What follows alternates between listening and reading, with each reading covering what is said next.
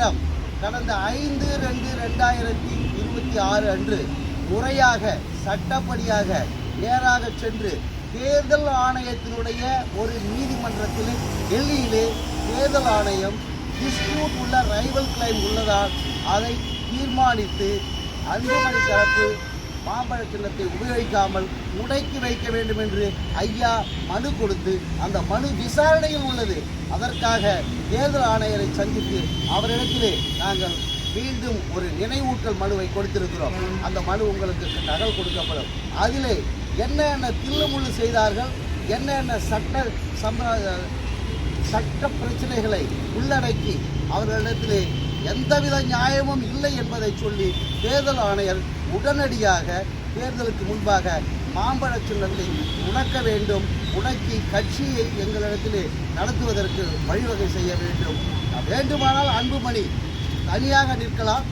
அன்புமணி தரப்பு வேறு ஏதாவது கட்சியிலே, கூட்டணி இருக்கும் கட்சியிலே அல்லது வேறு தனி சின்னத்திலே நிற்கலாம். தாமரையில் நிற்கலாம், இலையில் நிற்கலாம். ஆனால் மாம்பழத்தில் அவர் வேட்பாளர் நிறுத்த இயலாது. இன்னும் சொல்ல போனால் மருத்துவர் ஐயாவிடம்தான் பாட்டாளி மக்கள் கட்சி உள்ளது. ஐயா அவர்கள் ஒரே ஒரு பயணம் தமிழகத்தை சுற்றி வந்தால் 99% பாட்டாளி மக்கள் கட்சியினர் கிட்டத்தட்ட 2.5 கோடி வாக்காளர்கள் ஐயாவுக்காக காத்திருக்கிறார்கள். வாக்காக காட்டி ஐயாவுடைய போராளி என்ற ஒரு குணத்தை நிரூபித்து ஐயாவுக்காகவே வாழ்ந்து கொண்டிருக்கிற பாட்டாளி சொந்தங்கள் அன்புமணியை நிராகரித்து அவரை அரசியலை விட்டு விலக்குவார்கள் என்பது திண்ணம். தேர்தல் ஆணையம் இந்த மாதிரி ஒரு செயல்பாட்டோடு இருக்குது நினைக்கிறேன்.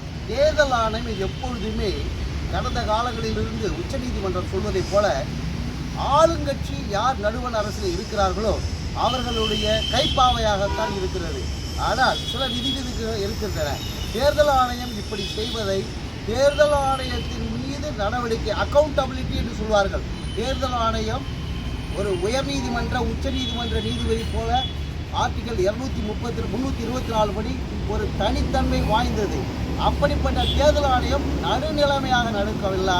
நீதிமன்றம் வாயிலாக தேர்தல் ஆணையத்துக்கு சரியான பாடத்தை புகட்டி பாட்டாளி மக்கள் கட்சி இந்த நாட்டிலேயே மிகவும் பயப்படாத நேர்மைக்காக பாடுபடக்கூடிய போராளியின் கட்சி என்பதை நிரூபித்து தேர்தல் ஆணையத்தை வழிக்கு கொண்டு வந்து கட்சியினுடைய சின்னத்தை உடைக்கி இந்த தேர்தலை நாங்கள் எதிர்கொள்வோம். நன்றி, வணக்கம்.